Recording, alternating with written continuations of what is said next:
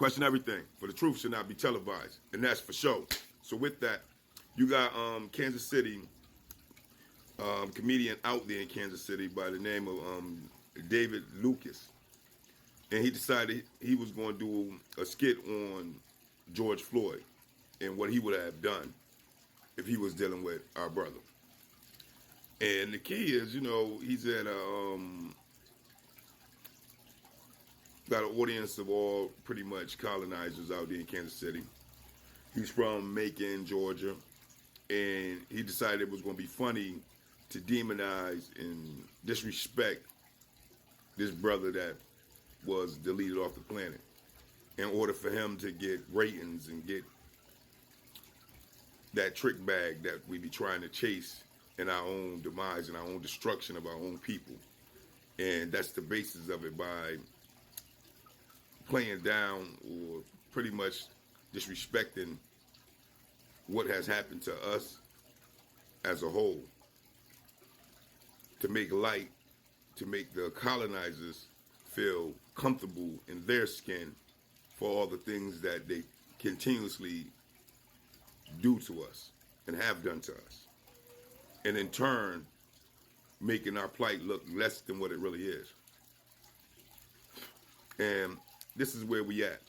So this brother decided he's going to make light of it and crack on it and turn it into some sort of joke about somebody's loved one being deleted off the planet violently. Like as if that was a funny situation for their family members. But this is what we do. This is what we've been taught.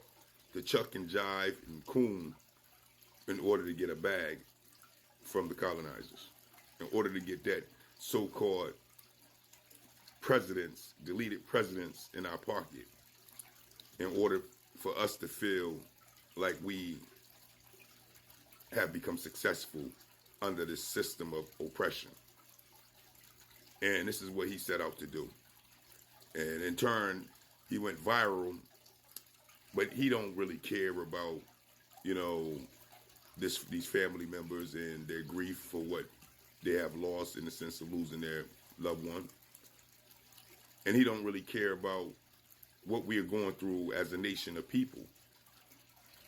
He's about his legacy. He's about trying to get on. He's about trying to get him straight at our demise as a people. And this is a problem. This is why we in the boat we in. This is why we haven't been liberated, because of people like him. These people that's willing to throw all of us under the bus for them to stand on top. But that's not how a nation works. That's not how a tribe works. But this is how we've been taught over 600 years by the colonizers, to self-destruct, to stay divided, to never come together, to always destroy ourselves. So that way it'd be easier for all other nations to destroy us. That's what this is about. It's a bigger picture here. So when David Lucas decided he was going to get on stage and disrupt our reality by downplaying what has happened to George Floyd, or happened to many of us through mass incarceration and many other different things that haven't been caught on camera all throughout the 90s, going back all the way through Jim Crow laws, all the way down to where we was getting whooped and beat and all sorts of stuff in Times Square and many other places. He's going to downplay that with a joke.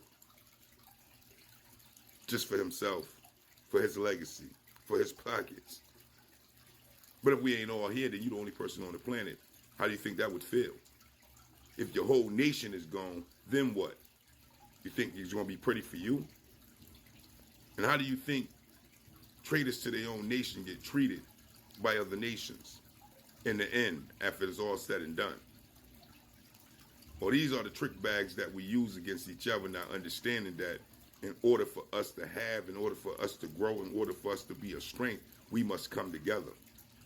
And it's never no game when it comes to being oppressed. It's never no game when it comes to being in a position of destruction. It's never no game when it comes to striving for liberation from your oppressors.